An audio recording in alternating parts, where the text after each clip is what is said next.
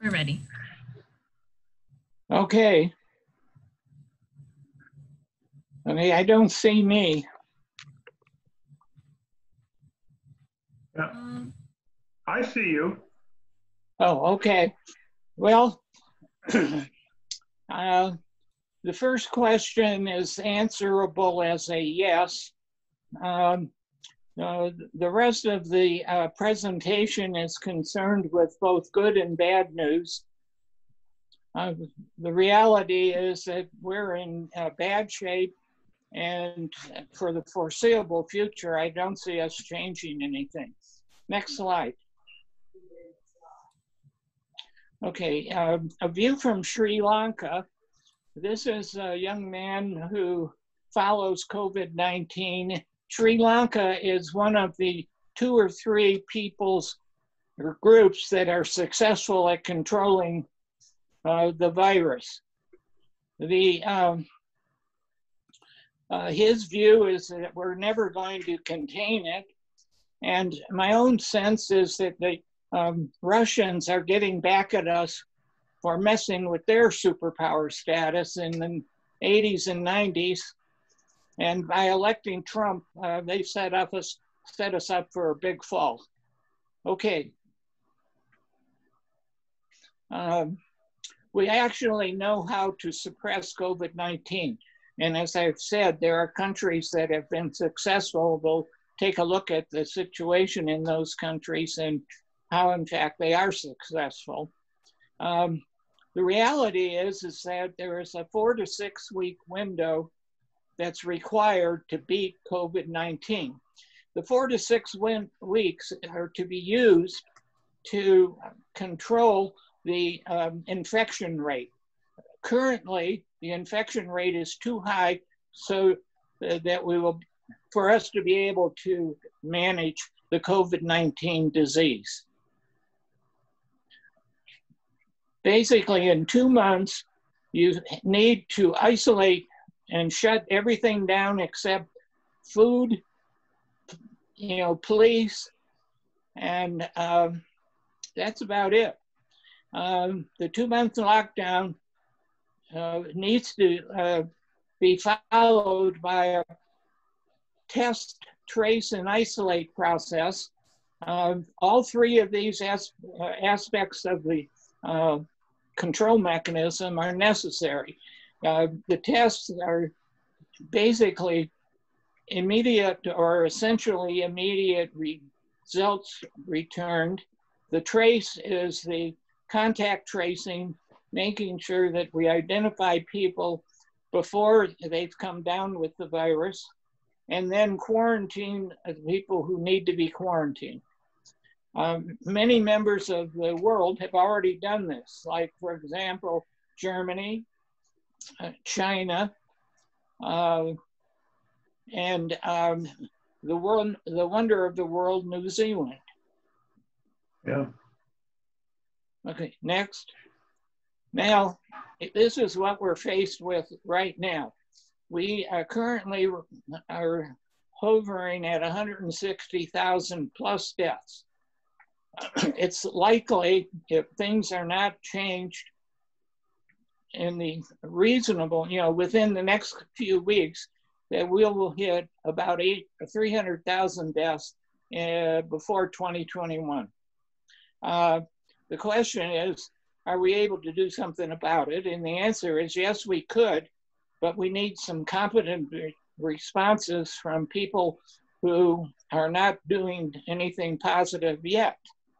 Okay, now, praying for a vaccine, I'd even pray whether I believe in God or not, because the vaccine is one of the tools that is necessary for a group of people like ourselves to control COVID-19.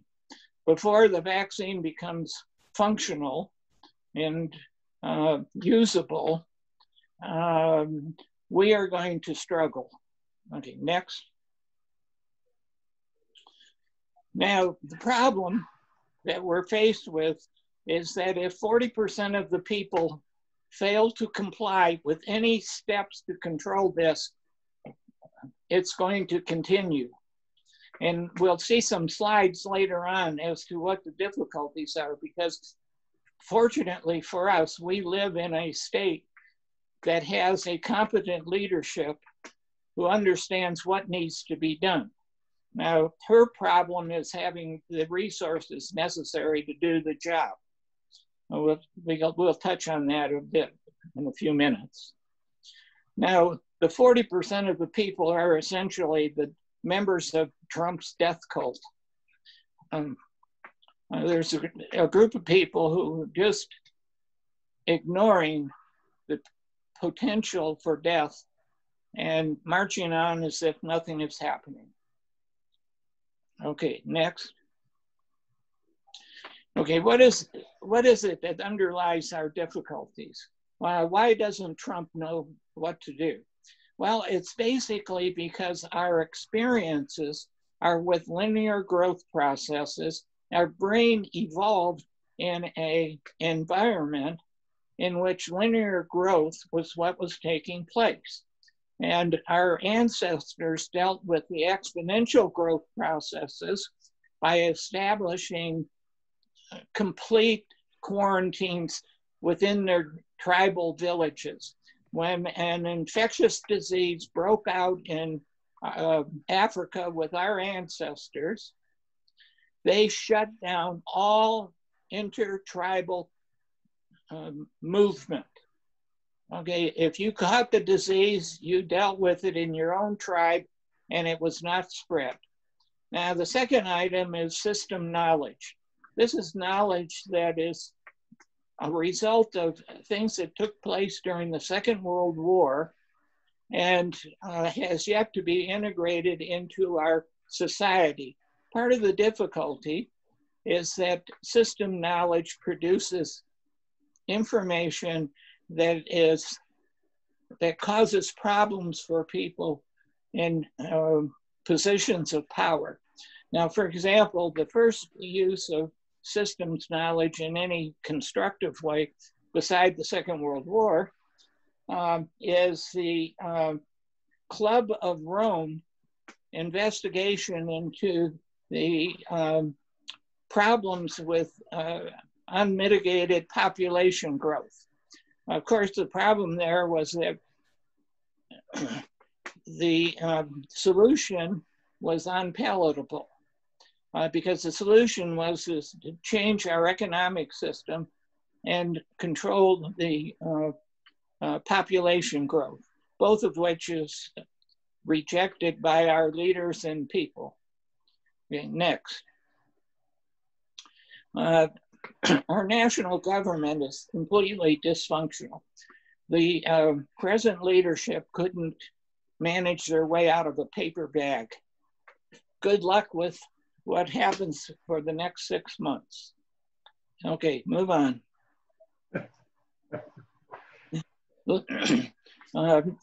We also have limited public health structures. I was listening, you may have listened to the talk by the medical doctor on KRWG yesterday. And I asked her about the contact tracing, which is at the heart of a public health response. And she pointed out how difficult it is for a state like New Mexico to have the resources and be able to get it going full bore.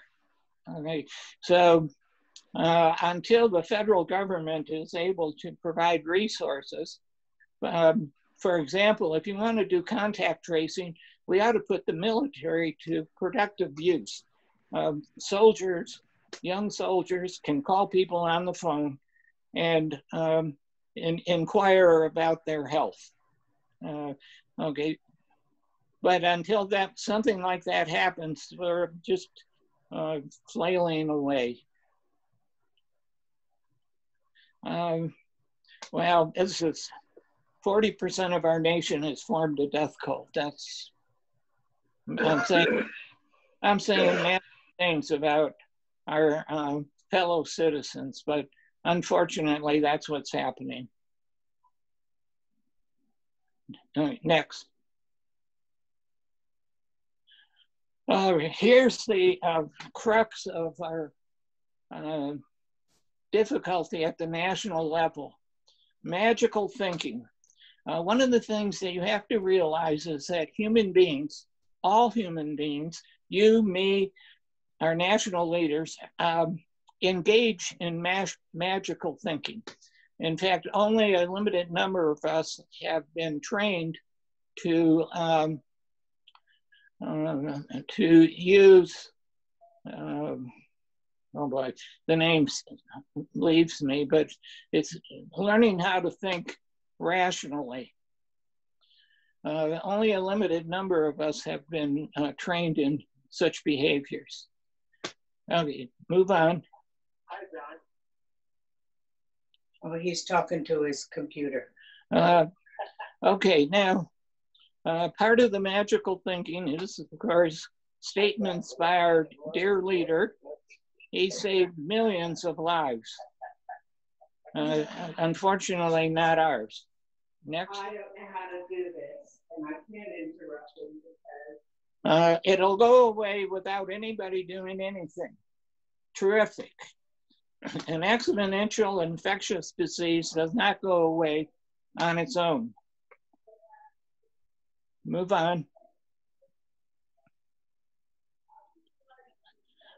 Young children are immune to the disease. This is going to be a disaster after school starts.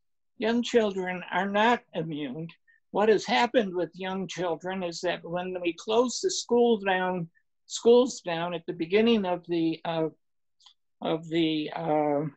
infectious disease, we prevented them from contracting it. And so they have lived more cloistered lives since that time and have not been fully exposed to the disease. One of the things to look for once the schools do open is the rate of infection in young children and also what happens to them after they get the disease. That's something to pay real attention to as we go forward. Okay. The next magical thought is these infections, once the rate starts going down, it will always go down. And you don't have to do anything. This is a sort of part of the difficulty in understanding exponential growth. All you need is one infected person. And if you have a group of people who are not infected, okay, within 24 units, time units. Now the time units is the length of time it takes for the person to infect everybody they're going to infect. Okay, once you go through that 24 times, you'll be in the 4 million infected cases. Okay, so no matter what you do, reducing the rate of infection is positive, but it's not going to give you the answer until you do some other steps. Next. Again, the opening the economy will not increase our infection rate. Well, that's just BS. What happens when you open the economy is people come into closer and closer contact, more and more people. And once you do that, if one person is infected, within 24 units of time, 4 million people are infected. Now, in fact, I think that this is part of what's causing problems for us in New Mexico, because whenever the rate of infections goes down, people travel through here, people get out of their houses and interact, and the rates go back up. Next. Okay, so now I'm taking a look at the true risks of serious symptoms. Okay, that is, these are the people who are going to get sick. If you have heart disease, diabetes, or are overweight. Next, lung problems. Okay, basically, the coronavirus affects heart, lungs, kidneys. Okay, and so if you have any of those diseases, the infection actually increases the rate of damage and the speed of damage. And people are dying within 3 weeks of coming down with the serious symptoms. Okay, move on. Also, any condition that lowers your immune system, for example, cancer treatment or heart transplants or any of those kinds of situations. Okay, now the problem isn't just deaths. These are the long-term health effects that are not being discussed because they're so discouraging and would scare people. You may not die, but many people who don't die end up with health effects after their initial recovery. And I'll talk a little bit about what the health effects are. And also, there's no correlation at the presently between how severe your illness is and whether you experience chronic symptoms. This means that you may not even be, you may be one of the asymptomatic people and you'll still have problems later in life. I mean, next. Okay, our health effects. We do not know what the effect of this is on children. There aren't enough children getting sick until we turn them back into the schools, and then we'll find out what the effects are on the children. Next. Okay, the longer term conditions, respiratory functions. Okay, so you can expect to have breathing problems. Okay. Okay, there are three kinds of experiences that people have. Brain fog. The brain starts, I don't know, it gets clouded over. I mean, I've been practicing brain fog for the last 3 years, so I don't need any help from virus. You can expect breathing problems and heart problems. These are organs that are damaged by the virus. Next. Now, can we do something about it? Okay, that's at the heart of it. Well, the answer is yes. And we are doing some of the things that we can do. Next.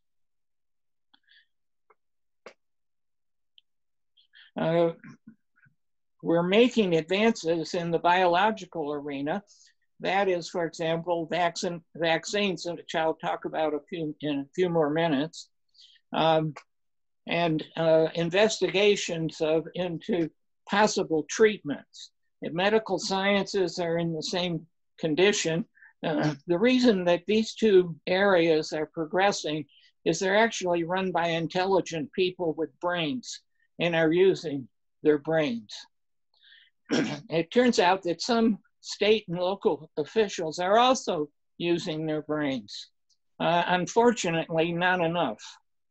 The good news for us is that our state is peopled with people actually who understand this disease and are trying to do something about it. Next. Okay, what are the current conditions? What's going on in the world? Here's where we get a chance to see how bad off we really are. Next. Okay, this slide is hard to read, but the key to it is the picture. These are fairly typical, or the kinds of pictures you see on almost any graph that has to do with the coronavirus. Up at the top, what you want to look for are what is being measured. In this case, it's new cases. That is, this is a chart in which the number of daily infections is tracked on the y-axis. And in this particular case, the y-axis has units, tens. You want to look at the units as well as the size of the chart, because these charts go from units of 10 to units of hundreds of thousands, depending on who's being measured or what situation is being measured. If you look down at the very bottom, you see how well off New Zealand is. since they only had 22 deaths and a total count of 15,000 or so people, okay? I don't know that one can go any lower than this. Next. Okay, their current death rate is 1.4%. Now there is some belief that one can get a death rate of 1.3%, but that will require actions that produce charts like this. Next. This is Germany, which is another successful country. You might want to think about what do New Zealand and Germany have in common that we don't have. And I'll spill the beans in a little while. Again, check what's being measured, new cases, the units. Now here, notice before they were in tens, now they're in thousands. Okay, so Germany's got somewhat a bigger problem. And the cases in the tail end of the distribution are between 900 and 1,000. Okay, and that's daily infections. Now, of course, our daily infections are in the neighborhood of 50,000. Okay, again, the death rate is around 4.8%. Next. Here's our situation. Unfortunately, this is the graph you don't want to have. What is happening is that our infection, the number of our infections is going up. Although it looks like it may drop down, but again, look, these are sawtooth kinds of things because of the way the reporting is done. Again, the scale is in hundreds or tens of thousands. Remember, Germany was in thousands, tens of thousands. Here are some numbers of deaths at the end of July. And our death rate is between 3.3% and 6.8%. I would tend to believe it's higher. The 3.3% is the number of deaths given an infection. The 6.8% is the number of deaths given the number of people who have recovered. Part of the problem we'll see as we get into looking at states now is that some states report the number of recovered people and some states don't. So it becomes more difficult to know what the death rate is. Next. Okay, our death rate is slightly higher than the national average. We're really what we're limited by is resources. We're not rich enough to be able to do all the things that we could do. Now this one is in hundreds. So again, remember the US is in 10,000s. Ours is in hundreds, and it's been slowly going up, and the governor has been taking steps to try and move back in time to earlier cases. Of course, the problem is there's great resistance to that by the people, the citizens of this state. People want to be finished with this disease. And unfortunately, they're not going to be finished with this disease until another year. Move on. Here is Texas. This is a BS slide. Texas claims its death rate is 2.5%. I think they're just forgetting to count many people who are dying. It's quite likely that before long, Texas is going to be in the 30,000 death rate or deaths numbers. You can keep track of that. The death rates are probably pretty accurate, although Florida has figured out how not to report that. Next. Now, Florida won't say anything about the recovered cases. I think that this slide shows some droppage at the end, but I think it's because Florida's figured out how to stop reporting cases. But that's something else. If you want to get an estimate for the death rate, you need to divide 7,401 by 497,000, and that'll give you an estimate of the death rate. It'll tend to be a low estimate because there are a lot of people who are going to die in the 497,000 group, but haven't died yet. Move on. Okay, these are from CDC. Okay, they've reported 4.7 million cases, 155,000 deaths, and a hospitalization rate of 9%. So 9% of the people who come down with the illness end up in a hospital. Now you look at the age, you can take a look at the left-hand side where you have the young kids, and it's a number that's in the hundreds. Okay, these are kids that have ended up in a hospital. This is because the 5 to 17-year-old age group has been kept out of school. Keep an eye on that figure once we reopen the schools. Now, the other bad news, okay, my eyes are failing me. The other bad news is that people over the age of 50, well, actually even over 18 are making it into the hospital. So the 18 to 64-year group is about the same number, but older people, 65 and over, make up a larger portion of the cases. We don't want to get this illness. Go on. Next. This is a list of, again, ages and total cases. So the CDC, I'm sorry that it's so small, but unfortunately, the slides, we're dealing with numbers so large, the slides don't contain them all. But one of the things to see, again, is that people over 65 make up a large proportion of the people coming down with the illness or dying from the illness. That's dying is the magical word. Younger people are dying at a much slower pace. Good for them. Okay, next. Okay, what can we do about it? Well, there are three things that we can do. Political strategies. And my statement is the first thing that a politician needs to do is be real. BS doesn't work for us. Okay.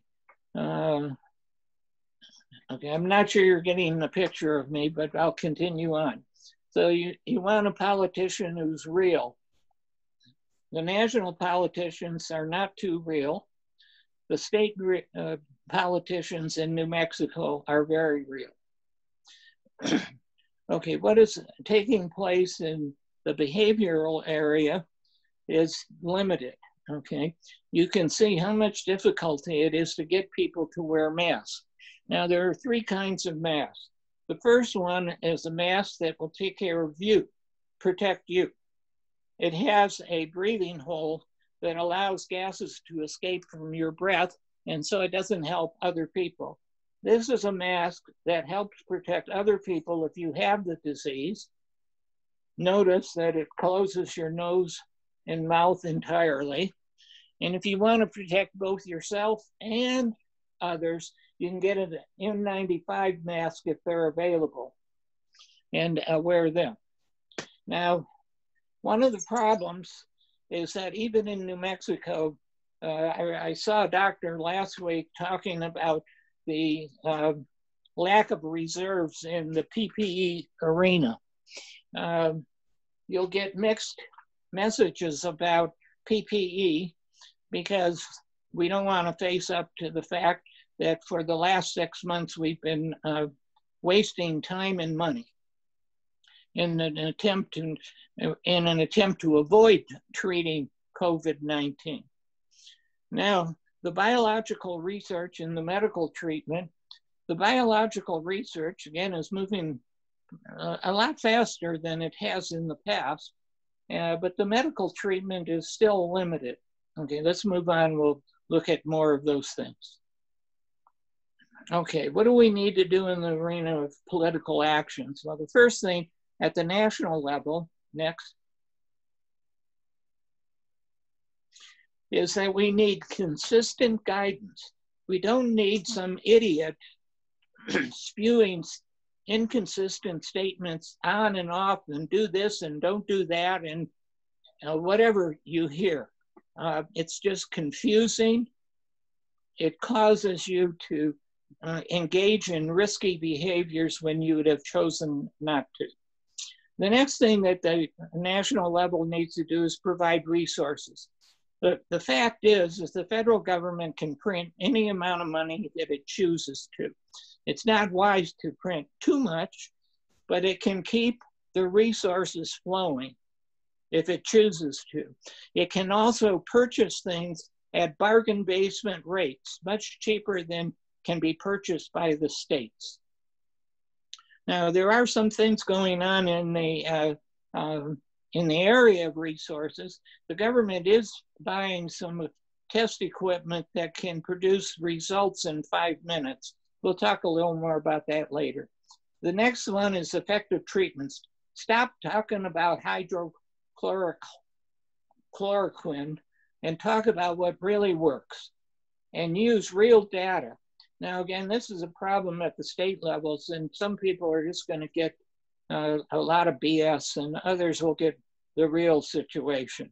Move on. I think we'll get the real situation in New Mexico. More important, well, I don't know more important. Importantly, you need to require effective individual behaviors.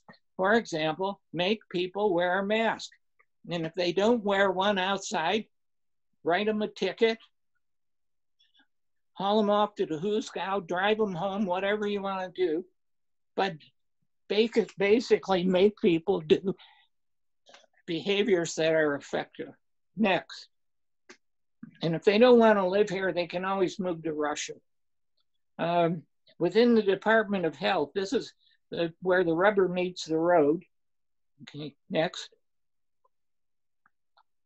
Okay, testing and so forth. There are 3 elements of the Department of Health actions that are essentially critical to controlling this disease. Once we get this down to an infection rate that becomes manageable, you need to be able to test people instantaneously. That is within 10 minutes, get results within 10 minutes. Contact tracing, that is get in touch with everybody they've come into contact with, or as many of those people as you can. And if they're infected, they immediately go into a mandatory quarantine regardless of their symptoms. Now, that means you need to use hotels or motels. We got plenty of those all over. The government, if it has enough money, can pay for all of that stuff. Okay. Schools. Actually, in Britain and Australia and other places, well, for example, New Zealand doesn't have a problem because they've already controlled it.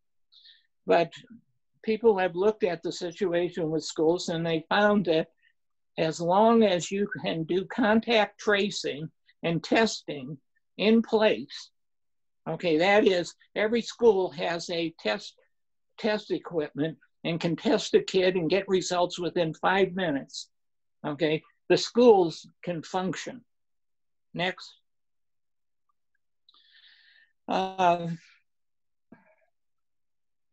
Again, this is just information on the contact tracing. Again, the key is isolating people. Next. What can you do as a group? Well, actually, we're doing that in our the way we conduct services, and this kind of a meeting. You to keep people from coming into contact with infected others. The problem, of course, is we don't know who's infected. That's the real problem. And so we've done it by quarantining the church. We won't hold meetings until this becomes under control. Next. Okay. Close the bars and restaurants that have seating. Okay. You cannot wear a mask, drinking booze, and eating food. Although I did see a mask for sale that has a zipper that you can stick a straw through and suck up whatever you want. Probably not a good idea with beer, but anyway, let's just close them down. Be honest with these people, provide them the resources that everybody who's associated with those businesses basically have enough resources to live. But that's another problem. Okay, next. Mandate mask wearing. The only reason why you were told not to wear a mask in February and March, is that we didn't have enough masks for the medical profession. And there was a great fear that if every person went out and bought masks, the doctors and nurses would be left with none. And that's probably true. Okay, and the thing is that because we're not the smartest group of people in the world, you had to be definitive about not wearing masks when you could have been more conditional. Next. Okay, lastly, you've got to quarantine infected individuals. This nice thing about voluntary quarantine is probably insane. Some of you may have seen the news recently where there's hundreds of thousands of idiots on motorcycles congregating in Sturgis, North Dakota, or South Dakota. I forget where it is, I've been there.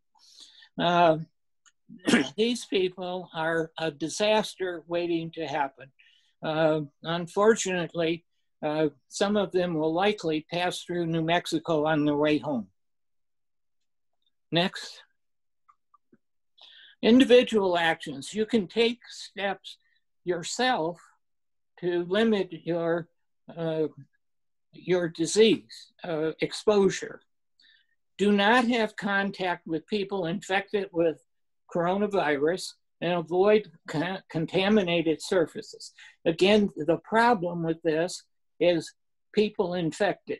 We do not know who is infected. In fact, the infection rates are estimated to be 10 times higher than what we've officially, we'll say up to 10 times higher than are officially indicated by the numbers that we have. Wear masks and goggles. Fauci even came out and said, wear goggles. I think what he said was, wear goggles. I'll wear goggles if I have them. And actually, I've ordered today some masks that come with goggles as well as nose and mouth protection. The virus can enter your body through 3 orifices: your eyes, nose, and mouth. Okay, that's its primary mechanism for getting inside of you. And so if you cover your nose and mouth and your eyes, you reduce the virus's ability to get into your body. Next. Again, wash your hands. Now these next ones are very difficult. Don't touch eyes, nose, or mouth. I saw a medical, no, he wasn't a researcher who was flying in a plane and got coronavirus by touching his eyes. He was a man who actually knew all of these things that we're talking about today. in the control of the illness, and he still touched his eyes. That's really very, very difficult. Your nose or mouth. Our hands go to our face all the time. This is why washing hands is important, and wearing this equipment that keeps you from touching your eyes, nose, and mouth when you're out in the public arena. Okay, next. Self-quarantine. You can limit the number of people and who you come into contact with. Okay, and the thing to know is that the more people you come into contact with, the higher the risk for you contracting this illness. There is no zero risk, but again, minimizing your interactions with others is a workable idea. Next.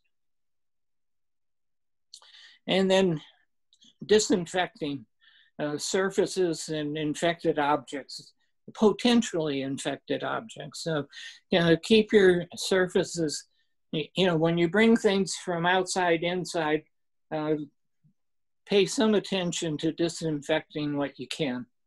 Next. Now there is equipment being developed right now, actually being sold right now by Abbott. It's able to return test results in 5 minutes. Now my wife was involved with the shopping at Walmart before they had before a number of cases became known at the Walmart, and so she went and got a test. Fortunately, in New Mexico, you can get results within 24 hours. Okay, that's what my wife's experience was.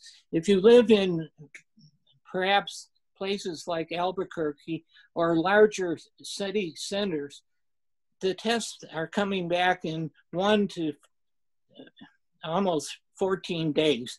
Any test more than 1 day is already a wasted test. Wasted in the sense that you've already, if you have the disease, you've already been passing it on to others.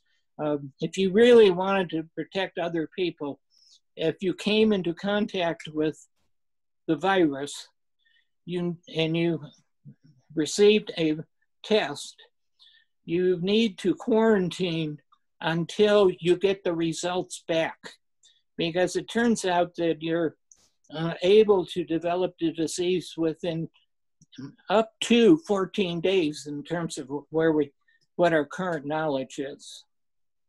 So if you don't get your test back, you should remain in self-quarantine. Next. The national government is doing one thing useful. They're purchasing the equipment from Abbott Corporation that does the coronavirus test in 5 minutes. Okay? The problem is that they're either selling or giving them to the drugstores, Walgreens, CVS, and I don't know who else, whatever the, again, national pharmacies, so that they can do the testing. I tried to find out how much one of these machines cost, but they want me to buy one before they'll tell me what the cost is. So I suspect that these are not $10 pieces of equipment, but if this country wasn't so cheap, they would be able to buy these machines for up to at least all schools. Every school should have one of these machines and all of the equipment that goes with it to do the testing. If you open a school without this machine, you're risking the lives of our youth. And I'll tell you what, it really pisses me off. This whole affair, I'm just angry with, because we are botched it from the day one. Move on. Again, nationally, laboratory testing takes multiple days for results. And all of that is useless. You might as well not know, because actually there's no treatment that's really going to make a difference in your illness. Okay, COVID testing. Here are the list of states whose positive rate is 15% of the samples.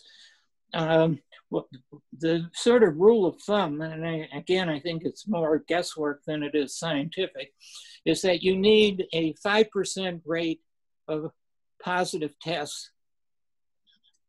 And if you have the 5%, you have a chance of controlling the illness with the contact tracing using the health departments that are functioning. Okay, 15% is a disaster. These people in these states are living in an uncontrolled viral situation. Next. There are two tests, or two kinds of tests for COVID-19. The first is viral, and the second is an antibody test. The viral test tells you if you're infected. The antibody tells you that you may have been infected in the past. Okay, next.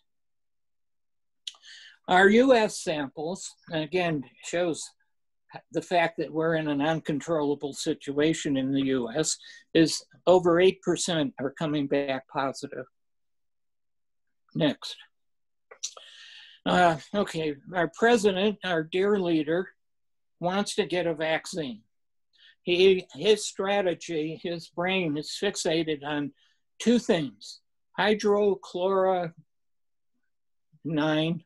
right, brain fog, and vaccines.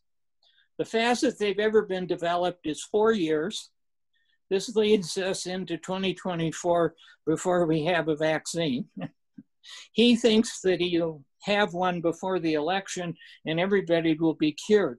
Again, remember, everybody who's been infected up to the point of the vaccination, 6 or 7% of them will die. Okay, so that there's a increasing rate of death that's going to be at least 3 or 4 weeks before you get an effective immunity. And then the question becomes, how long will it take to get 70% of the population to take it? This is, again, kind of a rule of thumb within the medical profession. 70%, and the rate of infections go down to manageable levels. Now, again, remember, 40% of our population are people who ride motorcycles to Sturgis and infect one another as much as they can. Next. Okay, now the question becomes, are these things effective? Will a vaccine work? Okay, well, next. We don't know how long the antibodies that are produced will last.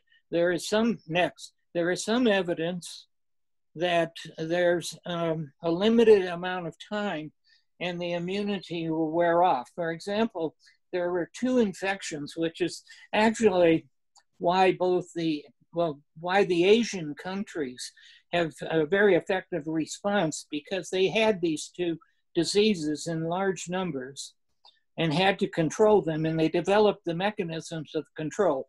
SARS and MERS were the 2 coronaviruses, and in this case, the immunity isn't a very long when you've caught it. In fact, there's really not very good vaccines for these 2 illnesses either.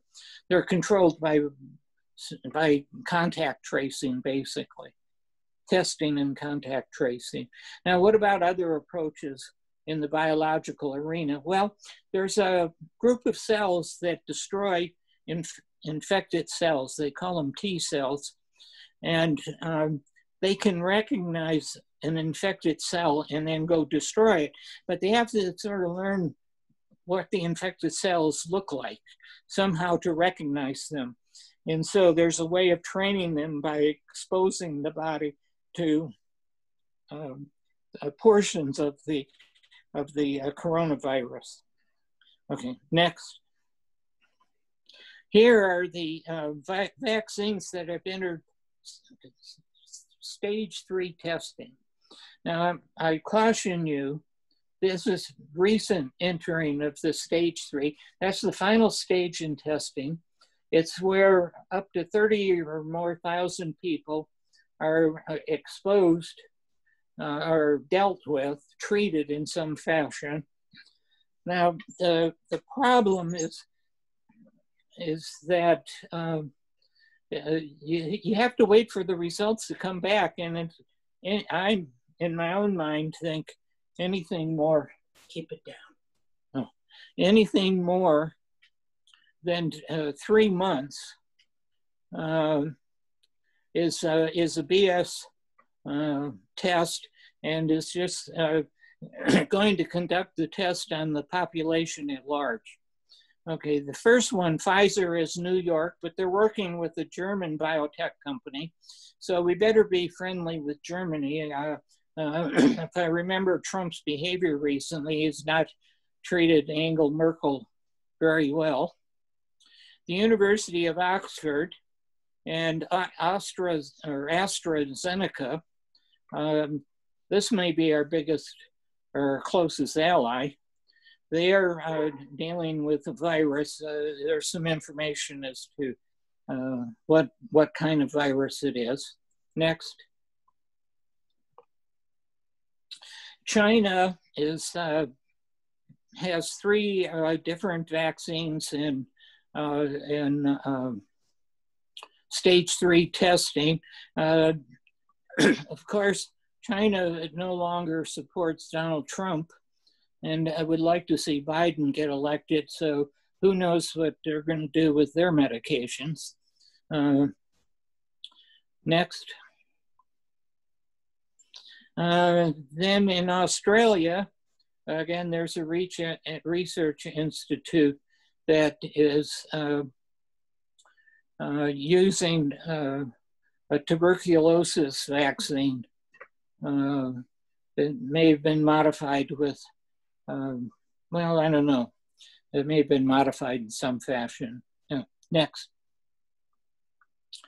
Okay, now the medical strategies. What do we do if someone is sick?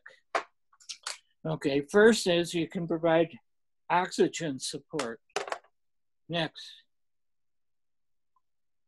You can treat the cytokine storms. These are when the body's immune system turns on itself and starts attacking healthy cells. Next. There's some 2 or so medications that have been used. One's an antiviral and the other is an immunosuppressant or anti-inflammatory. Next. We're attempting to use plasma from people who have had the illness and taking their antibodies and giving them to other people who have the disease. It's for treatment. Okay. Finally, we're researching existing medicines to see if there's some possible uses there. Our dear leader's approach has been shown not to work, but he's happy with it. Next. Okay, these are the national figures. Next. Jared and his father-in-law, Donald, work as a team. Jared is the brains and Donald is the actor. Notice I mentioned him as acting president. Okay, he actually is not behaving like a president. He's just acting like a president. And anything that he tells you between now and November 3rd is a presentation designed to get you to vote for him. It's not necessarily designed to tell you anything you need to know or can use. Now, Mike Pence, what he's he really is a follower of Donald Trump. Who knows what he has to say, or what he's thinking, but he's not going to challenge anything that Trump says. Next, the first person that you can believe is Dr. Fauci. Of course, it becomes much more difficult to find out what Dr. Fauci has to say because he's mentioned things that the previous three people do not want to do anything about. Now, the next person is someone who I have a bone to pick with. Dr. Birx became a tool in the arsenal of Donald Trump and Jared Kushner for 3 months. And she did not bother to tell people what they needed to hear, only what Trump wanted them to hear. And actually, the good news with respect to her behavior is that she became courageous after she was shamed by the New York Times in an article that explained how little she was actually doing for the rest of us. And the good news from a human standpoint is she's experiences shame and will change her behavior accordingly. Now, the final people are the governors of the various states. Our governor truly does have an understanding of how to contain this and how to manage it. That's the good news. The bad news is that she doesn't have the resources to be as effective as she could be. And the fact that we are surrounded by states that are only minimally trying to control things. That's Arizona, Texas, Florida, and who else? I don't know. There's a bunch of other governors that have no interest in dealing effectively with this. Okay, well, anything else that anybody has to say? No, that's it. Stop the slides.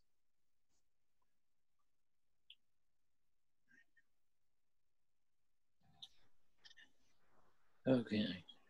My wife told me to stop waving my hands. I golf at New Mexico State University, and I have a number of very conservative friends that are followers of Trump. And one of the advice or conspiracy theories they have is that when we look back after 2 or 3 years, their case is that we'll find out that actually a lot of these people that died of coronavirus would have died of heart attack or cancer or something else. Anyway, that conspiracy theory is out there in a fairly strong way. Mm-hmm. Well, there's some element of truth to that because old people die. It's a matter of when, not if. Yeah. But anyway, I just wanted to ask, what do you think of that? Well, for me, I have not seen the Lieutenant Governor of Texas volunteer to take part in any testing of the coronavirus, so I don't see him being willing to sacrifice his life for the knowledge that we might gain from this. Myself, I'm watching for Louis Gohmert. Louis is a guy who's annoyed me for many, many years. He can't possibly be as dumb as he acts, but he does represent people on the Gulf Coast of Texas, so who knows? But the fact that he tested positive, I'm following him for the next 2 weeks because I want to see if he's willing to make the ultimate sacrifice for the good of the country. Because the one thing that I believe is until some significant Republican leaders start dying from it, nothing is going to change. Well, one has died. Thank you for your talk there. This is Dave Rice. Looking at the death rates from this thing, the numbers seem to vary between 1 and maybe as high as 8%. is that partly like an age-adjusted thing where in some countries there's a higher older demographic? Or is it Well, something? it could be. That could be true. I think it's also due to record keeping. The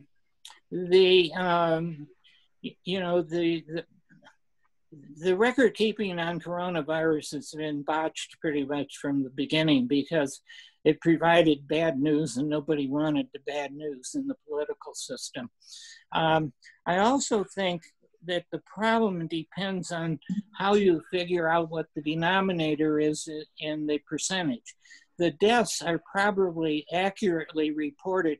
Doctors have a death, they have this code that they can put on your death certificate that I showed in the slides, U071. That means you died and experienced coronavirus or have coronavirus. And that number is pretty accurate. But again, the death rate depends on the denominator. That is the number that you're dividing into. And I think the reality is that the best death rate you can get is about 1.3%. And it then goes up to maybe 8% before people start actually changing, definitively changing their behavior. Because that's the other thing that influences the death rate. What the actual people are doing in the communities that are being measured. For example, in New Mexico, what are our citizens doing? What kind of behaviors? Are they wearing masks? Are they avoiding large groups? Are they, well, basically that's it. Avoid large groups, wash their hands, disinfect themselves. And again, those results or those actions depend on what happens in the community. Now, I think Texas is a good example. The death rate started scaring them, scaring Abbott anyway. And so he got the people in Texas to change their behaviors. Some of them wear masks. He's allowed local mayors to have them enforce mask ordinances. So it's all these kinds of variations that give you this kind of a range of death rates. If things are really bad, 8%. If things are really good, 1%. John? Yes. I have heard that 40% of the tests done for the virus are false negative. Do you know if there's anything that you know of that the test may be false positive? No, I don't. I don't have anything in my mind right at the time. There are, well, we've seen it with the governor of Ohio. He got a positive test, and then later in the day took another test and came negative. So I think, and there's also problems with the manufacturing of the tests. There's tests that are manufactured all over the place. And I wouldn't trust the FDA to have a good grasp of what's going on with a lot of the available tests. So you have to sort of put your faith or trust in what's available in your area and go from there. I have another question. We were getting quite a few patients from Arizona because they did not have any place for COVID patients in their hospitals, and they were sending them to Doña Ana County. Do you know how many of those may have been Arizonians who died in New Mexico or in Doña Ana County and are counted as? No, I'm not sure. You'd need to talk to the county health department about the local data. The newspaper, you may have read the newspaper in the last day or two, and they've had an article about some of the deaths that we've had. They've actually identified the age of the people who have died, but not where they come from, and not where any identifying information, just the age. And I think it's up to 11 deaths in, I don't know, maybe the last week. One of the things to recognize is that this data is, any numbers are a little fuzzy, okay? Because a lot's happening, and you just have to sort of recognize that there's a lot of uncertainty with any of the numbers that we have. Yeah. John, you seem to be, you mentioned a 5-minute test at the same time, and you sort of were advocating for that. Is that an antibody test, or is that some sort of I don't know what it is, but I think it might be an antibody test. I'm not sure. It's hard to, I had a little trouble getting the information. What I found out is HHS has decided to buy these machines and to dispense them through the pharmaceutical industry, like Walgreens and CVS. So it's an antiviral test. It's a viral test, yeah. Is it a viral test? Oh, okay. Yeah, and that's what you need. Basically, you have to recognize that most of the tests results are to make people who take the test comfortable, okay? because they're not timely enough to do anything effective in terms of the infectious behaviors. The person will dispense the virus before they know they have it. And so actually I wrote the governor a letter telling them that they should they should stop doing tests to make people feel comfortable, which tells you something about myself. And also to do random samples across the state. So with about 2,000 tests, you could actually find out what is going on, where, and what to do about it, okay? 200,000 tests of people, results returned 2 to 3 days later is totally wasted, because the problem is there is no effective treatment. You're either going to live or die based on your system's response to this illness. And the hospitals provide a limited amount of support. Now, for example, my knowledge is I have no intention of going to a hospital if I come down with it.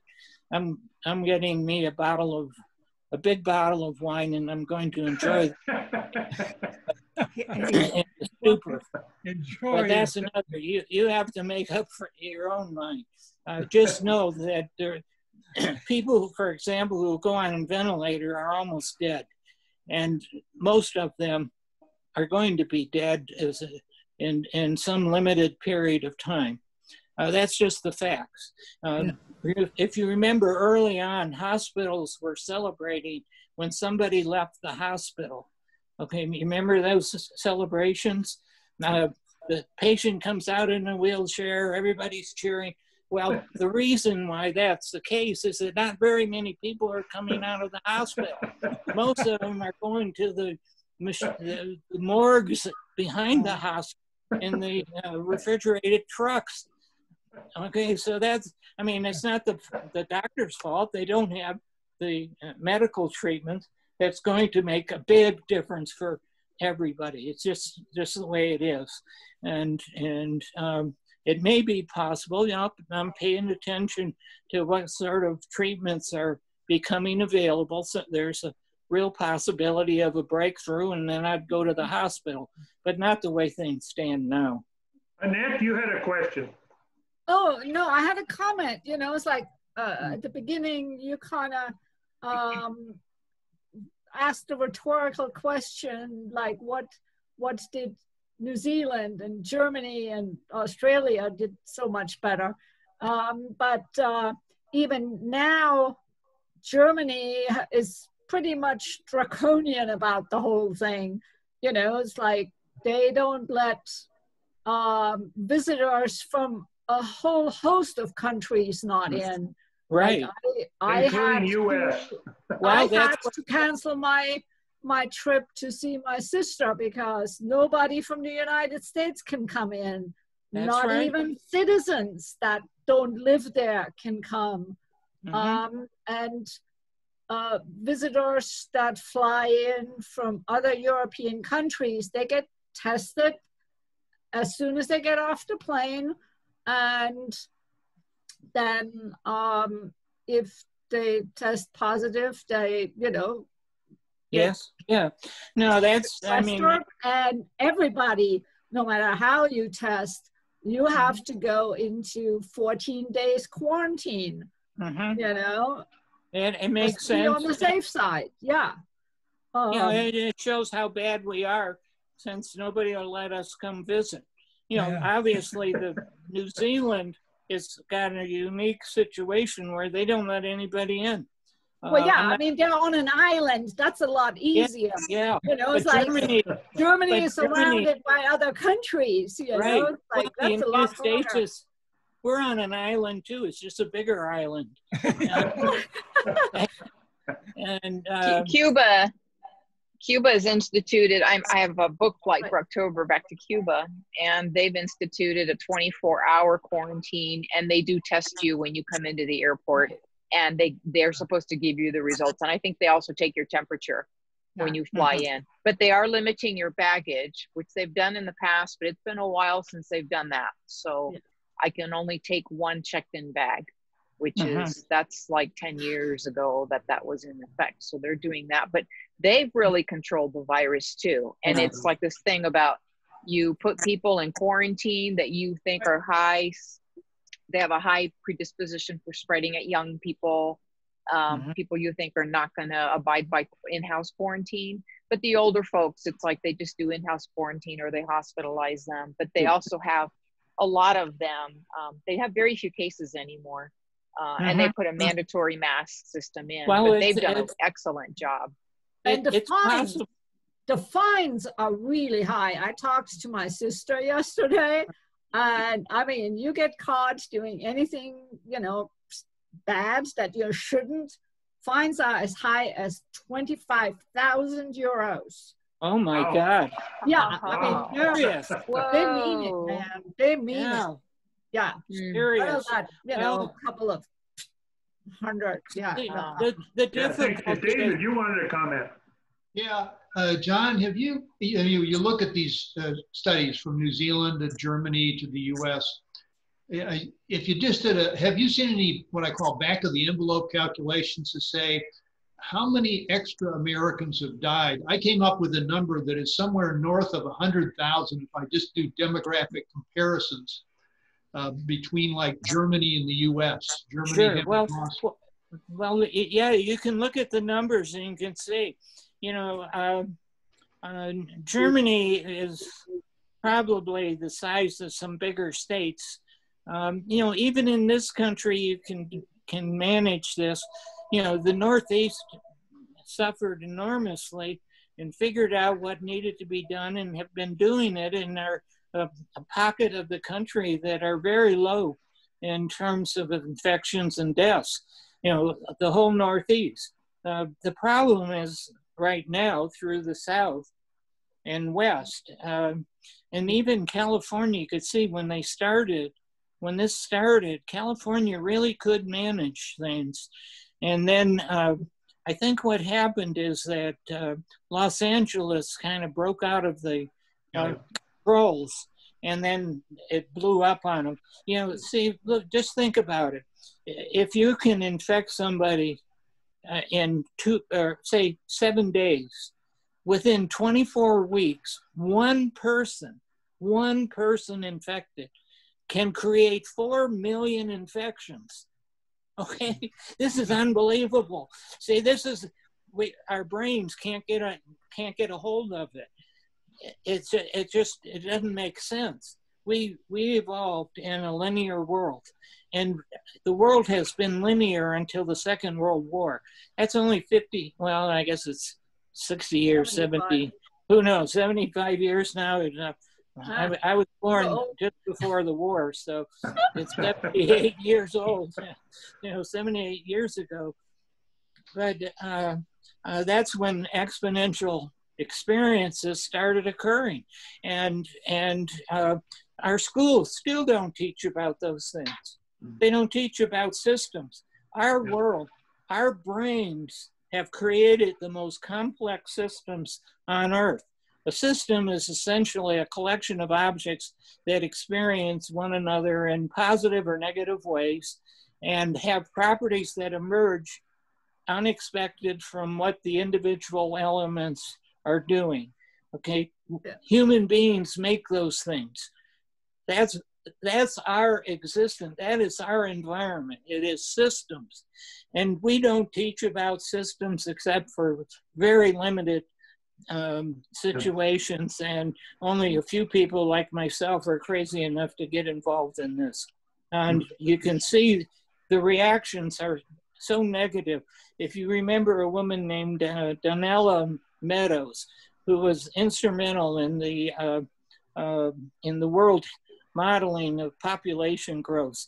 Man, she suffered. I mean, they experienced all kinds of attacks, personal, it's hardly worth being a smart person in a world like that.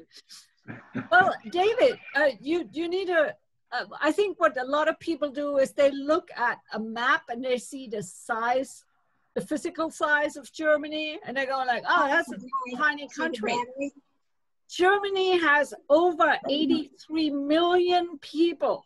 Wow. The United States less than 4 times has less than 4 times as many people living in it. I agree. So if you want to talk, we have 300, but we it have doesn't 331 have million people. More people in it.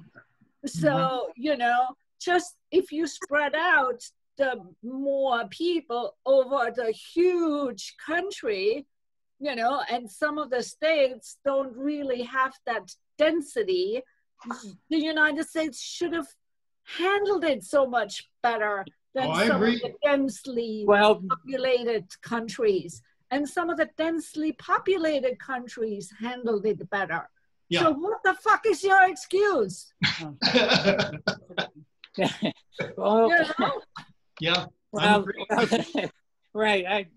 I figure that if Italy can control it, so can we. And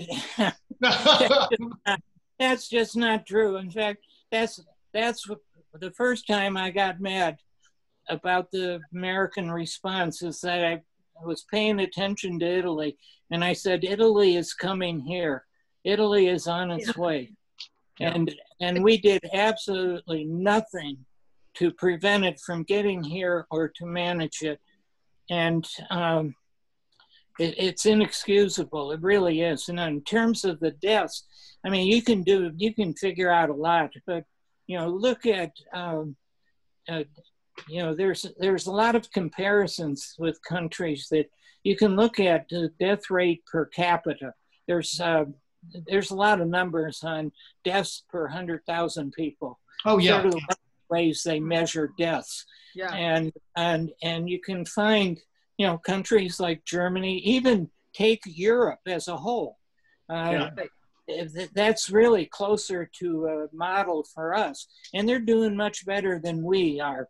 And so you can look at the rate of deaths there and compare it to the rate of deaths here and find out, how bad we really are.